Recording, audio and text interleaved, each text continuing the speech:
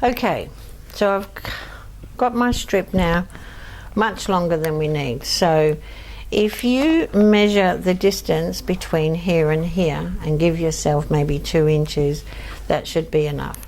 So what I want to do now is to put one right side over the end of this, and put the other one, so they're right sides together.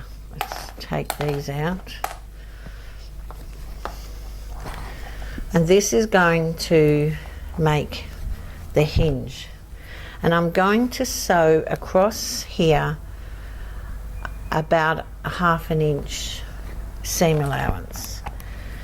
Now I also wanted to put a little bit of some kind of stiffener in there. I didn't want it to be as stiff as what's in the rest of the zipper.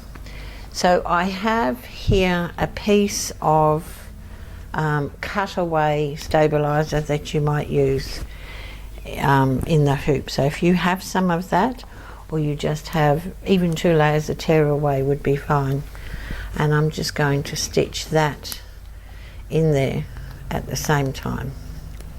Now this is wider than we want, which is fine, because once we get it anchored on,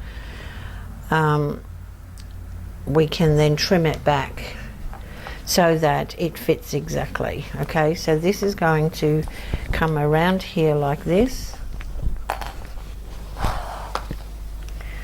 This one. And once we've got that stitched, then we're able to measure where we need it to be on the other side. Because the thing is, you might, your zipper might go a little bit further, or you might be a little bit back.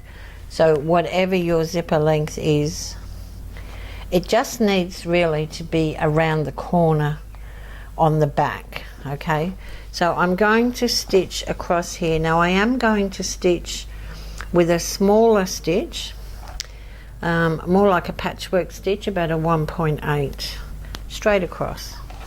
So I'll do that and I'll be back.